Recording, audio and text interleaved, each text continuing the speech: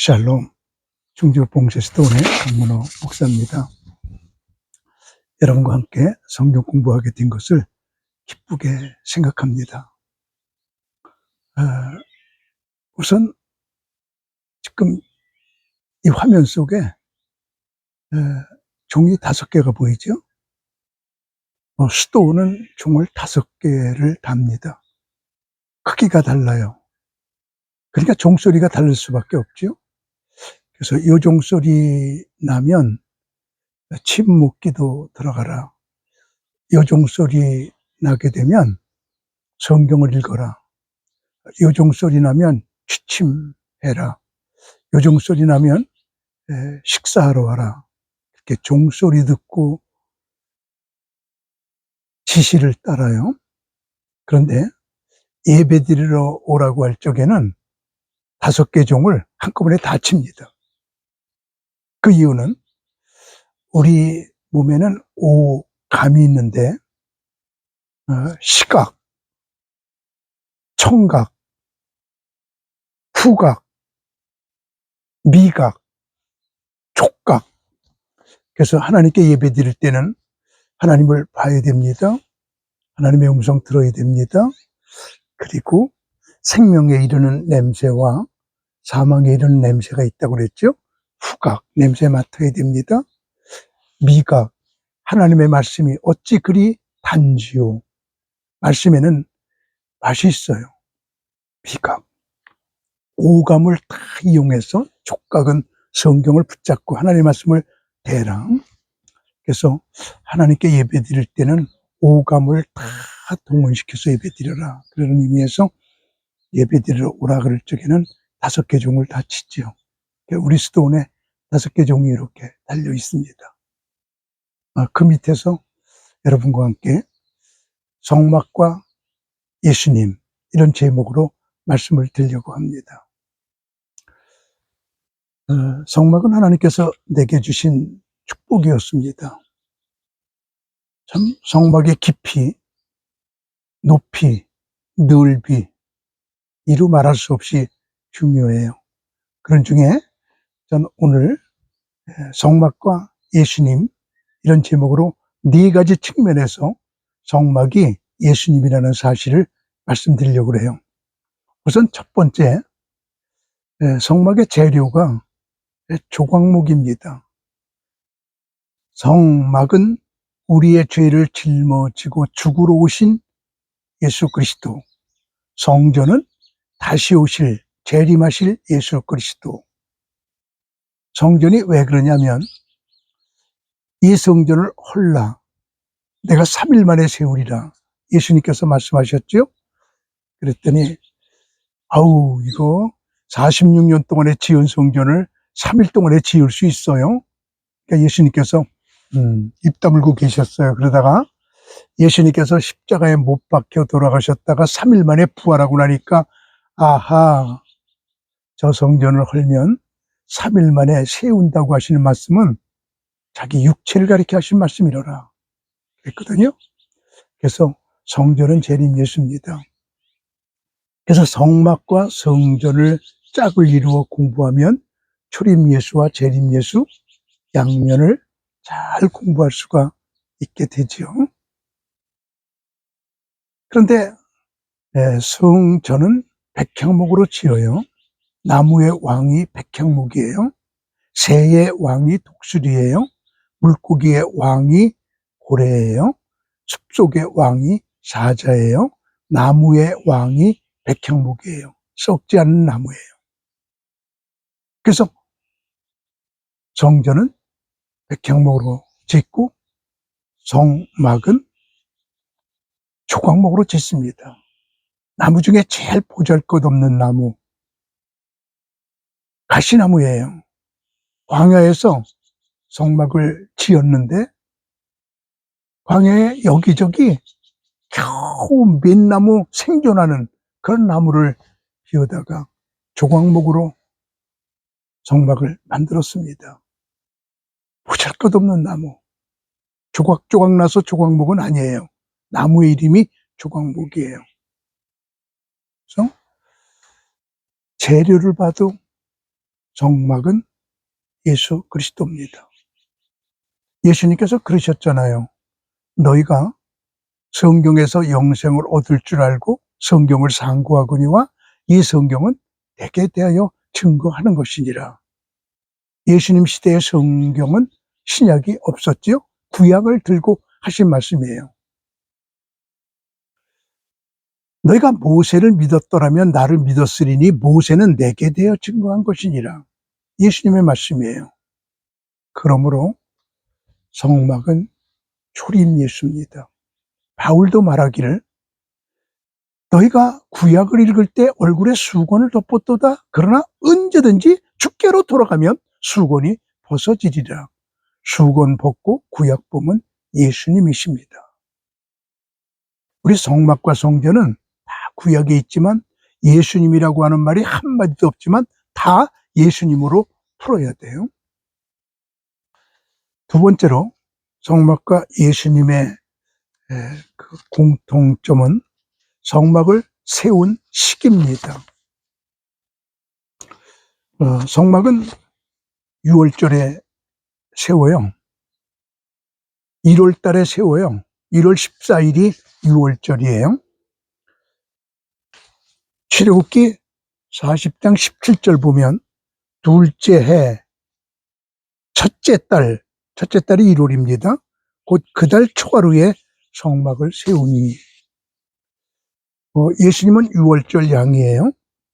너희는 누룩 없는 자인데 새덩어리가 되기 위하여 묵은 누룩을 내어 버리라.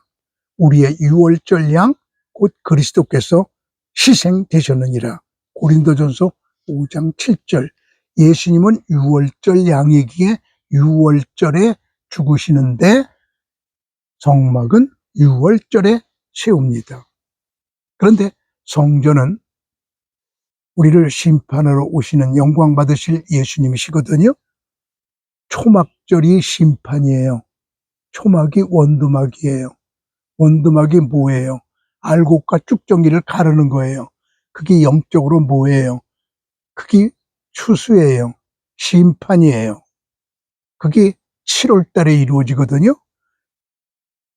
열왕기상 8장 2절을 보면 이스라엘 모든 사람들이 다 에단니롤 일곱째 달 절기에 7월이죠. 솔로몬 왕에 모이고 성전을 건축합니다. 성전 건축하는 시기, 성막을 건축하는 시기 모두 초림 예수, 재림 예수를 우리에게 말해주고 있지요. 세 번째로 성막과 예수님의 공통점은 제물의 죽음과 예수님의 죽음입니다. 복음 속에는 죽음이 들어있다. 죽음이 들어있지 않은 복음은 복음이 아니에요. 왜요? 하나님께서 에덴 동산에서 아담과 하와에게 선악과를 따먹지 말어. 선악과를 따먹는 날에는 정령 죽으리라 이러셨거든요.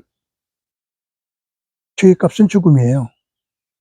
선악과를 따먹는 날에는 100만 원 벌금 내라. 벌금형이 아니네요. 선악과를 따먹는 날에는 3년 징역이라. 징역형이 아니네요. 선악과를 따먹는 날에는 정령 죽으리라. 사형이네요. 그래서 우리 죄인들은 다 죽어야 됩니다. 그런데 살 수 있는 길이 꼭 하나가 있어요. 나 대신에 누가 대신 죽어주면 사는 거 아니겠어요? 자동차는 4바퀴 위를 굴러가지만 복음은 2바퀴 위를 굴러가는데 하나는 누군가가 죽어야 누군가가 산다. 또 하나의 바퀴가 있습니다. 그것은 피 흘림이 없으면 죄사함이 없다. 이 2바퀴 위를 복음은 굴러가게 되지요. 그래서 하나님께서는 십자가가 있기 전에 예수님께서 우리를 위해서 죽기 전에 다시 말하면 구약시대는 소, 양, 염소, 비둘기의 흠 없는 수컷 수건 벗어보세요. 흠 없는 수컷은 예수님이에요. 예수님은 흠없는 분이시고 예수님은 수컷이에요. 그래서 예수님이 흠없는 수컷이 구약에서는 죽습니다.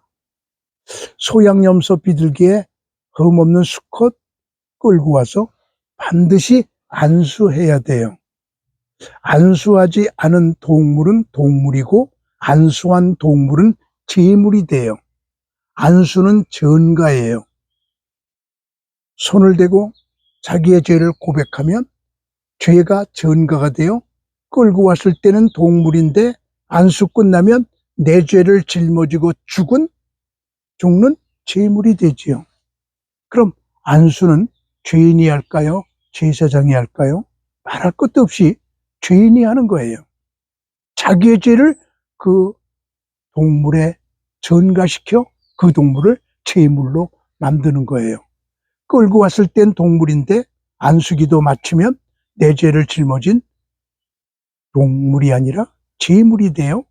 내가 죽을 것을 그 제물을 죽이면 내가 죄사함 받는 겁니다.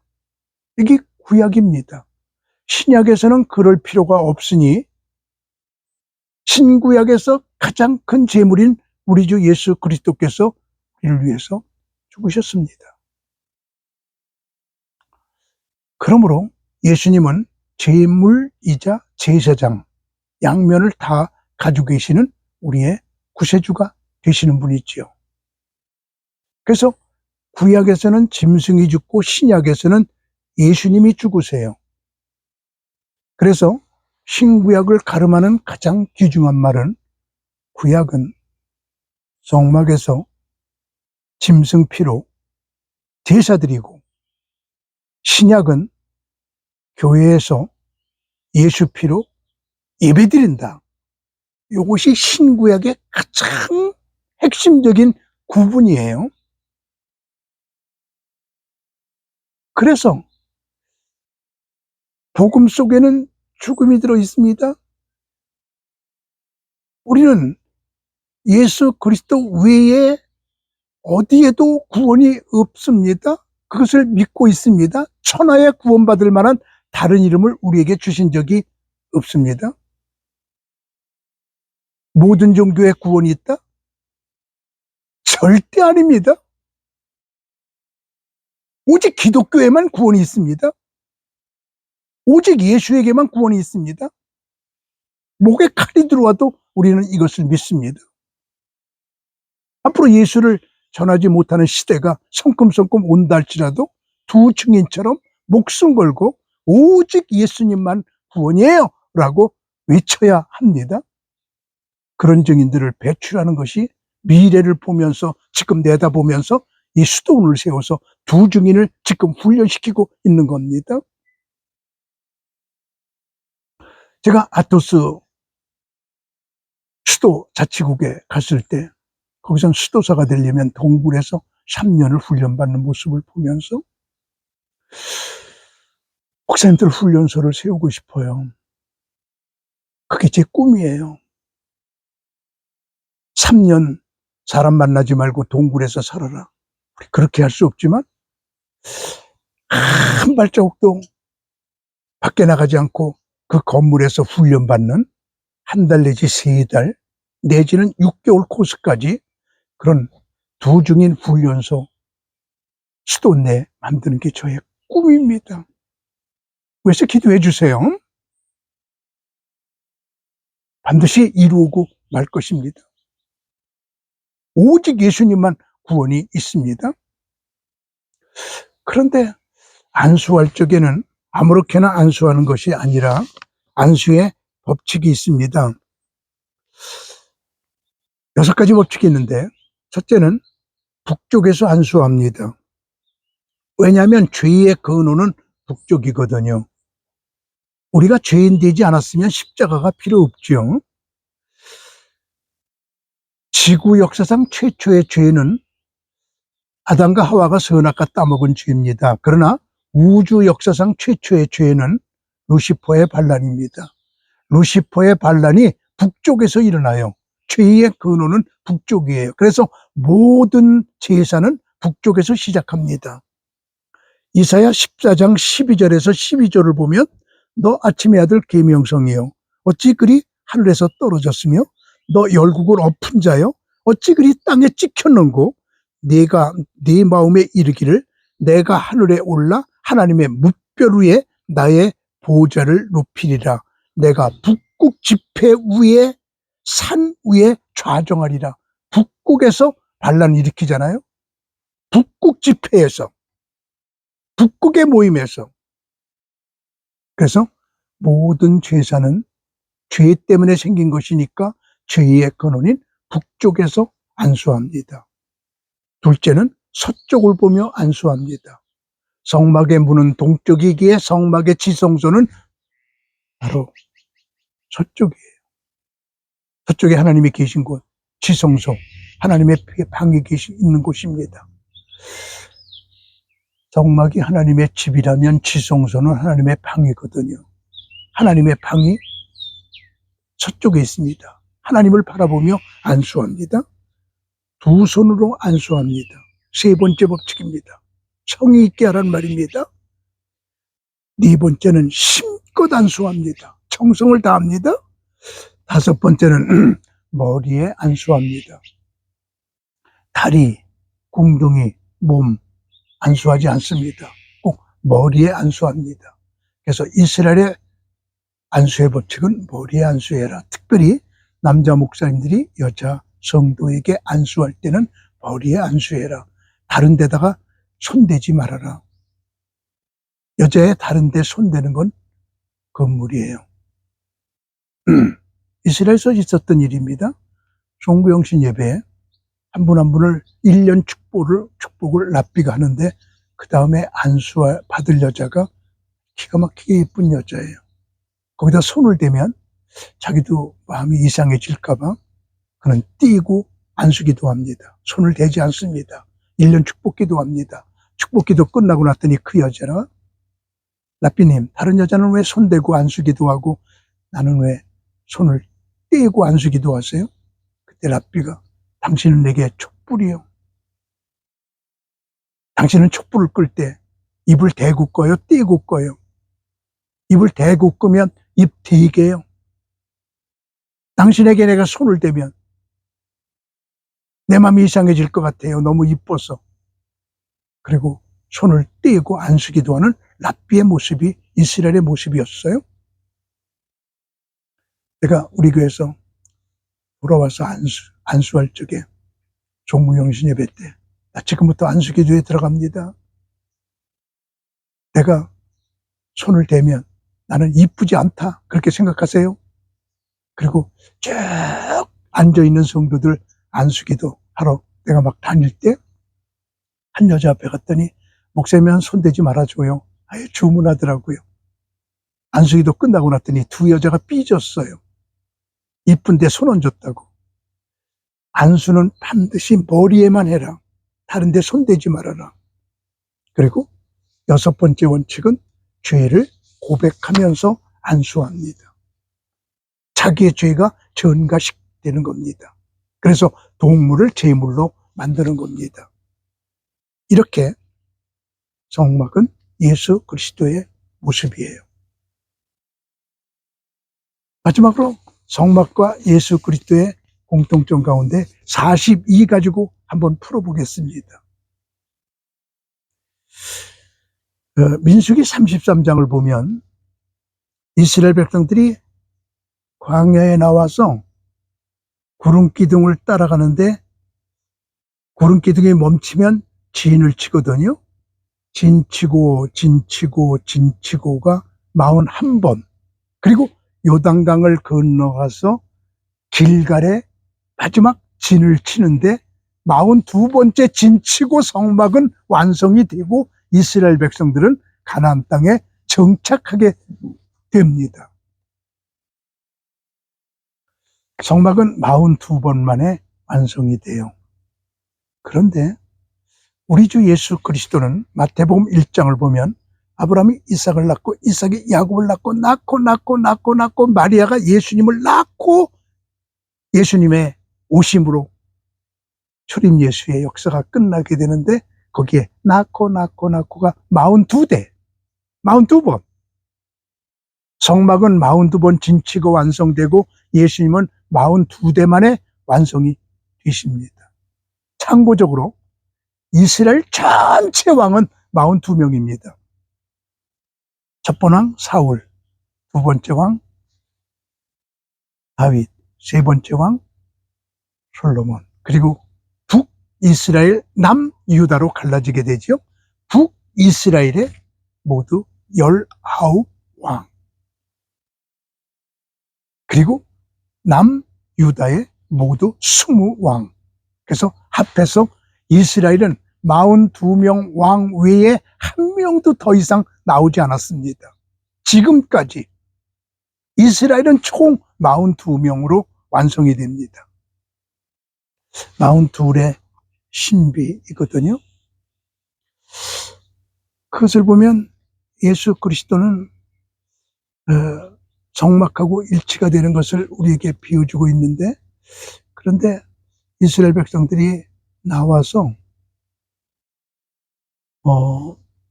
홍해까지 올 때는 구름기둥, 불기둥이 같이 인도해서 밤에도 나오고 밤에도 걸어가고 낮에도 걸어가고 홍해까지는 부지런하게 걷습니다. 아마도 하나님께서 홍해를 빨리 건너야 안전하니까 아마 그렇게 된 것 같아요.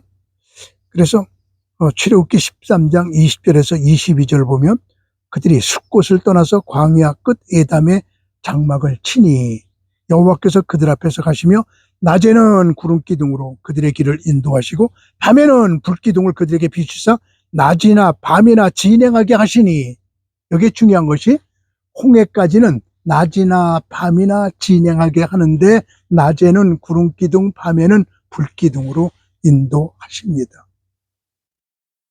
홍해를 건너야 안전하거든요. 그때는 이제 못 쫓아오거든요. 근데 홍해 건너서 그 다음부터 가나안 땅에 들어갈 때까지는 불기둥은 인도하지 않습니다. 밤에는 가지 않습니다. 낮에만 갑니다. 구름기둥만 인도합니다. 불기둥은 인도하지 않습니다. 그 이야기가 출애굽기 40장 34절에서 38절에 낮에는 구름기둥이 성막 위에 있고 밤에는 불이 구름 가운데 있음을 이스라엘 온 족속이 그 모든 행진하는 길에서 그들의 눈으로 보았더라. 구름은 인도하고 불은 보호합니다. 그래서 홍해 이후에는 구름기둥이 인도하시고 불기둥이 보호하시며 이렇게 말해야 합니다. 그래서 구름기둥과 불기둥이 우리를 인도하시고, 이거는 전체적으로 볼 때는 틀린 말입니다. 구름기둥에 인도하시고 불기둥에 보호하시며 그래야 되거든요. 이것은 철저한 신본주의를 우리에게 가르쳐주고 있습니다. 모세가 인도하지 않았습니다. 말빨 센 사람의 입김으로 방향을 잡고 떠남을 시작하지 않았습니다. 오직 구름기둥이 떠오르면 떠오르고 가면 가고 방향도 구름기둥 방향으로 가고 100% 구름기둥을 따라가는 100% 신본주의, 이렇게 인본주의가 개입되지 않습니다. 스데반은 그것을 광야교회라고 말하고 있는데 광야교회는 100% 신본주의였습니다. 교회는 민주화되면 안 되고 복음화되어야 합니다. 많은 사람이 원하는 대로 가면 안 되고 하나님이 원하는 대로 가야 합니다. 모세가 민주화 목회하지 않았어요. 복음화 목회했어요. 10명과 군중들이 애굽으로 가자. 여호수아와 갈렙 2명만 가나안 땅으로 가자. 모세가 민주화 목회했다면 애굽으로 다시 가야 되는데 그는 하나님의 뜻만 따릅니다. 교회 많은 사람이 원하는 대로 하면 안 됩니다. 그분의 뜻이 무엇인가를 찾아 그분의 뜻대로 가야 합니다. 광야 교회는 철저한 신본주의였습니다. 오늘날 많은 교회들이 민주화되고 있습니다. 투표합니다. 아닙니다. 주님의 뜻이 무엇인가를 찾아야 합니다.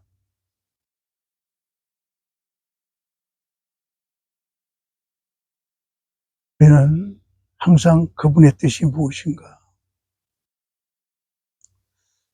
제가 일본 공항에서 택시를 타고 도쿄로 들어갈 때 나를 데리러 오셨던 목사님이 저기 오른쪽에 교회 보이죠? 그래서 그래요. 그랬더니 저 교회 얘기 좀 할게요.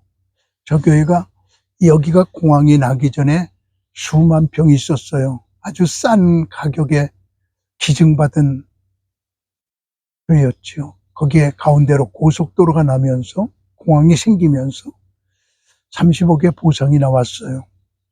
100여 명 모이는 교회예요. 땅도 많이 남았어요. 아우, 하나님이 주신 축복이다. 이걸로 교회 잘 짓고 교육관 잘 짓자. 그래도 땅이 넓다. 그리고 교회와 교육관을 짓기로 결의했을 때 한 사람이 말합니다. 아니요. 우리 땅 공짜로 기증받았어요. 하나님이 주신 거예요. 30억도 하나님이 주신 거예요. 우리 이 30억은 다 그늘진 곳에 나눠주십시다. 그리고 우리들이 예배드릴 교회는 우리 모두가 헌금해서 지십시다. 그래서 30억 보상 나온 거 다 나눠주고 그리고 자기들이 정성을 다해 헌금해서 지었답니다. 그 교회를 멀리서 바라보았습니다. 이것이 교회의 모습입니다. 교회는 하나님이 원하는 대로 가야 합니다. 이렇게 구름기둥을 따라서 42번 움직였다는 것은 철저한 신본주의 광야교회를 의미해주고 또 하나 의미는 그것이 바로 인생길입니다. 그 42곳을 저는요 람셋에서 자동차를 빌려가지고 이스라엘 암레온에게 운전하라 그러고 나는 100% 동영상으로 담았어요. 쭉 그 길을 달리면서 그 길을 다 담았습니다. 그랬더니 4시간짜리 동영상이 되더라고요. 그 42곳을 보면 엘린과 같이 오아시스가 살기 좋은 곳이 있습니다. 그러나 반대로 물이 없고 삭막한 곳도 있습니다. 민수기 33장 9절을 보면 엘림 너무 좋았어요. 근데 민수기 33장 14절을 보면 알루스를 떠나 르비딤에 진을 쳤는데 거기는 백성이 마실 물이 없었더라. 어떤 때는 물이 없어요. 어떤 때는 오아시스인데요. 광야에서 물이 없으면 죽는 거죠, 뭐. 그럼 끝일까요? 아니네요. 하나님이 반석에서 물 나게 하네요. 안 좋은 곳에 인도하게 되면 하나님이 함께 하네요. 그게 바로 인생길입니다. 올라가는 길이 있으면 내려가는 길이 있고 힘들 때가 있으면 하나님이 순탄하게 인도할 때가 있고 웃을 때가 있으면 울 때도 있고 좋을 때가 있으면 나쁠 때도 있고 햇볕이 날 때가 있으면 바람 부는 날도 있고 인생은 꽃가마길만은 아니에요. 1000번 흔들려야 어른이 돼요. 흔들리지 않고 피는 꽃은 없어요. 거친 파도는 사공을 유능하게 해요. 믿음은 동굴이 아니라 터널이에요. 갇혀있는 게 아니라 통과한다는 말입니다. 누구나의 친구는 누구의 친구도 아니에요. 우리는요, 거친 인생길을 가고 있는 겁니다. 42곳, 그들이 걸은 길을 보면 거친 길이에요. 광야예요. 그러나 우리는 소망이 있습니다. 끝은 젖과 꿀이 흐르는 땅, 가나안 땅이에요. 거기에 가기 위해서 그렇게 40년 동안 고생했어요. 그래요. 저는 오늘 우리 주 예수 그리스도와 성막을 4가지 면에서 한번 말씀드렸습니다. 성막의 재료, 성막을 세운 시기, 성막이 진을 친 곳, 성막에서 재물 잡는 것이 우리 주 예수 그리스도께서 우리에서 죽으시는 모습, 이런 것들을 한번 자세하게 살펴보았습니다. 이 성막 공부는 저에게 주어진 하나님의 축복인데 앞으로 성막 세미나 자주 하겠습니다. 성막책이 400페이지에서 800페이지로 늘었습니다. 역작을 만들었습니다. 제가 성막책 780권 있는데 가장 두껍게, 가장 내용이 알차게 다시 성막책을 출판했지요. 이 방송을 들은 여러분 모두에게 하나님의 은총이 늘 함께하기를 원합니다. 샬롬.